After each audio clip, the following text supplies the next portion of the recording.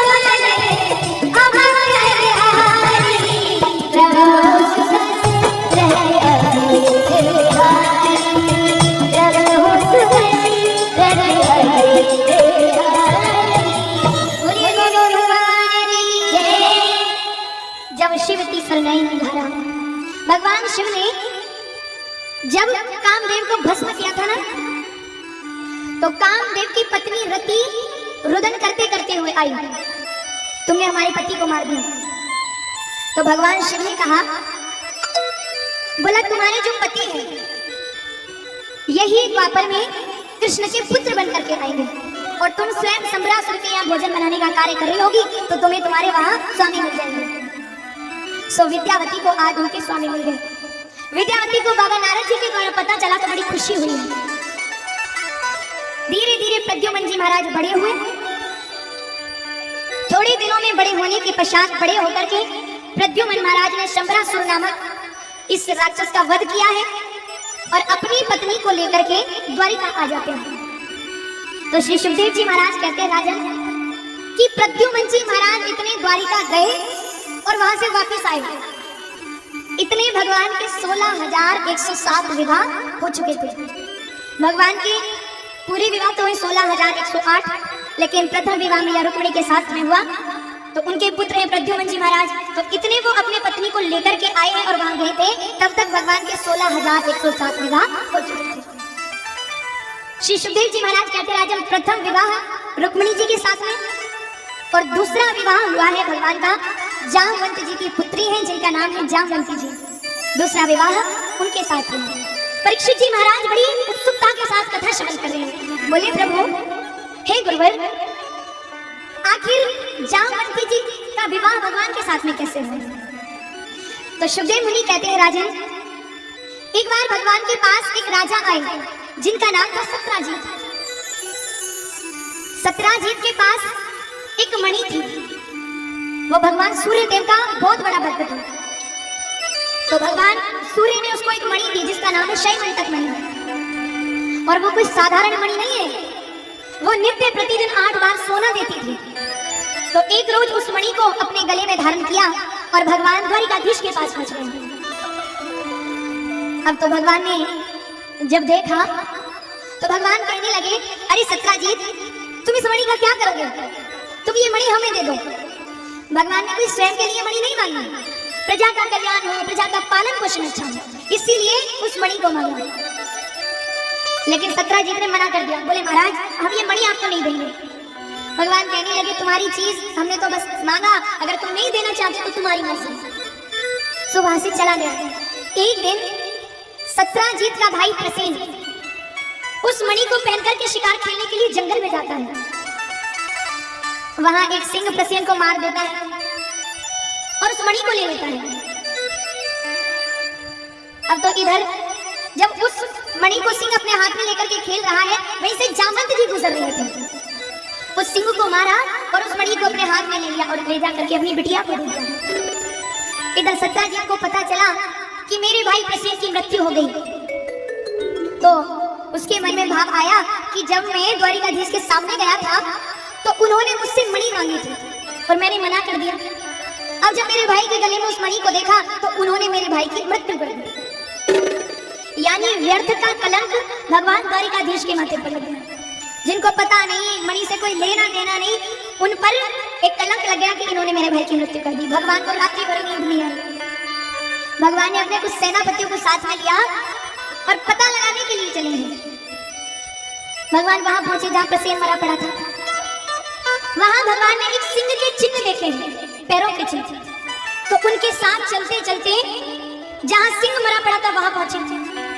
उनके साथ साथ देखे तो किसी और के भी चरण बने हुए हैं। उनके साथ साथ चलते चलते जहां जामवंत जी की कुटिया है उस कुटिया पर पहुंचे। जामवंत जी ने पैरों की आहट सुनी तो कौन है ऐसी आवाज करके मारने के लिए दौड़े। भगवान के साथ युद्ध कर रहे हैं जामवंत जी महाराज। श्री सुखदेव जी कह रहे, राजन जब युद्ध करते करते 28 दिन हो गए, जामवंत जी की नस नस ढीली हो गई। तो हाथ जोड़ करके कहते हैं, प्रभु मैं जान गया कि आप मेरे प्रभु श्री राम हैं। क्योंकि भक्तों एक बड़ी सुंदर कथा आती है कि जब प्रभु श्री राम रावण का वध करके आते हैं तो राम जी की सारी सेना प्रभु के सामने बैठी हुई है। सबने कुछ ना कुछ मांगा है। कोई कहता प्रभु भक्ति का आशीर्वाद दें, कोई कहता प्रभु बस ये आंखें आपका दर्शन करती रहे, कोई कहता प्रभु जिह्वा आपका नाम गाती रहे।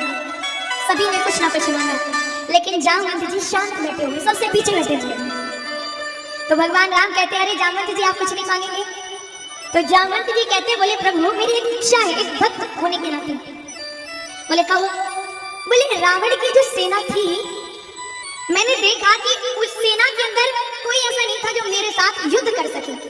अब बस मैं तो प्रभु इतना चाहता हूँ कि आप मेरे साथ युद्ध करें। अब राम जी तो मर्यादा पुरुषोत्तम है, वहां तो महाराज कदम कदम पे मर्यादा का पालन होता है। भगवान कहते हैं, अरे क्या बात कर रहे हो, भक्त और भगवान के बीच में युद्ध? बोले नहीं नहीं ऐसा नहीं हो सकता, लेकिन अगर तुम्हारी ये इच्छा है तो ये इच्छा पूर्ण जरूर होगी।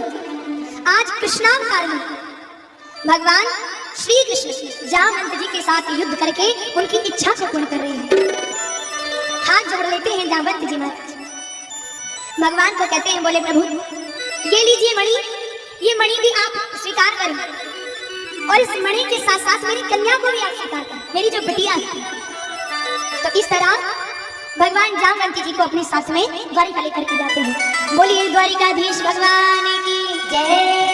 भगवान ने मणि ली, सत्राजीत को वापस कर दी। बोले ये ले तेरी मणि, हमें ये मणि नहीं चाहिए। अब तो सत्राजीत को रात्रि भर नींद नहीं आई। भगवान के पास गया, प्रभु क्षमा करना, मैं ये मणि नहीं रखूंगा, ये मणि भी ले लीजिए, इसके साथ साथ मेरी जो कन्या है उसको भी स्वीकार करें। भगवान बोले इस मणि का हम कुछ नहीं कर रहे, आप रखो मणि, लेकिन तुम्हारी जो बिटिया है इसको स्वीकार जरूर करेंगे। तो इस तरह भगवान का तीसरा विवाह होता है सत्यभामा जी के साथ में। इधर भगवान को जब सूचना मिलती है कि लाक्षागृह की घटना हुई है, तो भगवान हस्तिनापुर के लिए जाते हैं। जब भगवान तो चले गए हस्तिनापुर, लेकिन इधर अक्रूर और कृतवर्मा ने बातें बता दी। उसने सत्राजीत को मारा और मणि ले ली। मणि के पीछे कितना युद्ध हो रहा है। राजा सत्राजीत को मार करके उस मणि को ले लिया। भगवान तो गए थे हस्तिनापुर, तो रोते रोते सत्यभामा जी हस्तिनापुर गई है प्रभु के पास, और अपनी धर्मपत्नी को, अपनी पत्नी को रोते हुए भगवान ने देखा है। तो सत्यभामा जी को अपने हृदय से लगा करके भगवान जोर जोर से रो रहे हैं। क्यों? कभी ऐसा ना हो कि हमारी पत्नी के पिताजी की मृत्यु हो गई और वो रो रही है, और हम ना रोए, आंसू ना बहाएं, तो उनको बुरा ना लगे, इसलिए भगवान रो रहे हैं। तो भगवान जाते हैं, भगवान के चक्र सुदर्शन के द्वारा उस व्यक्ति का अंत होता है। लेकिन यहाँ भी भगवान को मणि नहीं मिलती। मणि थी अक्रूर जी के पास में। भगवान को पता चला तो अक्रूर जी को दंडित किया। बोले तुम्हें ये मणि रखनी है तो रखिए, इस मणि से जो सोना प्राप्त हो वो हमें दे देना। तो इस तरह भगवान अक्रूर जी को समझा रहे हैं। श्री सुखदेव जी महाराज कहते हैं, राजन, भगवान का जो चौथा विवाह है वो सूर्यपुत्री यानी कालिंदी जी के साथ में होता है। पांचवा विवाह भगवान का मित्र वृंदा के साथ में होता है। छठवां विवाह भगवान का नग्नजीति के साथ में होता है। इनका एक और नाम है जिन्हें सत्या कहते हैं। तो छठवां विवाह भगवान का नग्नजीति के साथ में हुआ है। सातवां विवाह भगवान का भद्रा के साथ में होता है, और आठवां विवाह भगवान का लक्ष्मणा के साथ में होता है। बोलिए गोविंद भगवान की जय। बोलिए द्वारिकाधीश भगवान की जय। तो इस तरह श्री सुखदेव जी महाराज राजा परीक्षित को भगवान के 8 विवाहों की कथा श्रवण करा रहे हैं। आइए, जब तक थोड़ी शांति होती है तब तक आप 2 मिनट हरि कीर्तन करिए। श्रीमन नारायण नारायण हरि हरि, श्रीमन नारायण नारायण हरि हरि। अरे भाई आज तो कीर्तन करके दिखाओ, आज तो विश्राम भाव से। श्रीमन नारायण नारायण हरि हरि। अभी भी आवाज नहीं आई है, ऐसे कैसे होएगा? श्रीमन नारायण नारायण हरि हरि, श्रीमन नारायण नारायण। गाइए भाव के साथ। हाँ, अब लगा कि जब राम में कथा हो रही है, लगा कि नहीं? हाँ कि ना? हाँ कि ना? जोर जोर बोलना पड़ेगा, राधे राधे राधे राधे, और जोर से बोलना पड़ेगा। ये बात अब इतनी कृपा करें, शांत शांत से बोलिए द्वारिकाधीश भगवान की जय। तो भगवान के 8 विवाहों की कथा श्रवण करा रहे हैं। श्री सुखदेव जी महाराज कहते हैं, राजन, इधर एक भौमासुर नाम के राजा हैं जिनके पास भूमि अत्यधिक है, जो अपने बल से राजकुमारियों का हरण करके लेकर आते हैं, और मन में संकल्प किया है कि जब ये 16,100 हो जाएंगी तब एक ही मुहूर्त में उनके साथ विवाह करूंगा। 16,100 राजकुमारियों को बंदी गृह में डाल दिया। भगवान के पास सूचना गई, बोले प्रभु 16,100 राजकुमारियों को राजा भौमासुर ने बंदी गृह में डाल करके रखा है। तो भगवान जाते हैं, भौमासुर के साथ युद्ध करते हैं, भौमासुर का भगवान अंत करते हैं, और उसके पश्चात 16,100 राजकुमारियों को भगवान बंदी गृह से छुड़ाते हैं। भगवान जब उन्हें बंदी गृह से छुड़ाते तो भगवान के मन में एक भाव है कि अब ना तो इन राजकुमारियों को इनके परिवार वाले स्वीकार करेंगे, पर अगर इनके परिवार वाले ने स्वीकार नहीं करेंगे तो ये जाएंगे कहाँ? तो भगवान उनको कहते हैं, बोले अगर तुमने अपने मन में किसी और को नहीं बिठा के रखा हो तो हम तुमसे विवाह कर लेंगे, ताकि उनको कहीं उनकी दुर्दशा ना हो, इसलिए भगवान उनको इस तरह से कहते हैं। तो एक ही मुहूर्त में भगवान उन 16,100 राजकुमारियों के साथ विवाह करते हैं। बोलिए द्वारिकाधीश भगवान की जय।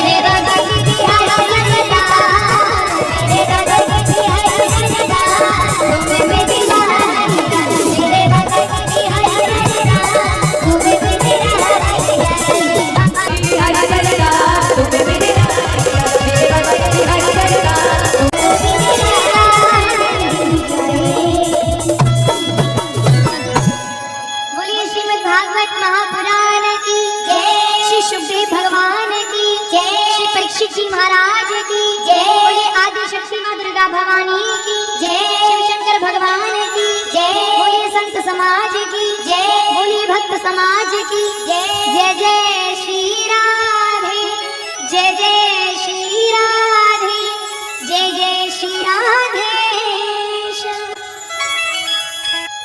सर्वप्रथम भागवत जी के समक्ष जितने भी भक्तगण बैठे हुए हैं, वे यहाँ से बाहर जितने भी भक्तगण आवाज सुन रहे हैं, सभी को व्यासपीठ की ओर से हाथ जोड़ करके राधे राधे जोर से बोलना पड़ेगा, और जोर से बोलना पड़ेगा। आइए माँ दुर्गा भवानी को याद करते हुए, प्रभु श्री बालकृष्ण का ध्यान करते हुए आज भगवान शिव की छत्र छाया में बैठ करके हम सब 7वें दिन की कथा में प्रवेश करेंगे। आइए, कल हम सभी ने नाना प्रकार की कथाएं श्रवण की। श्री सुखदेव जी महाराज राजा परीक्षित को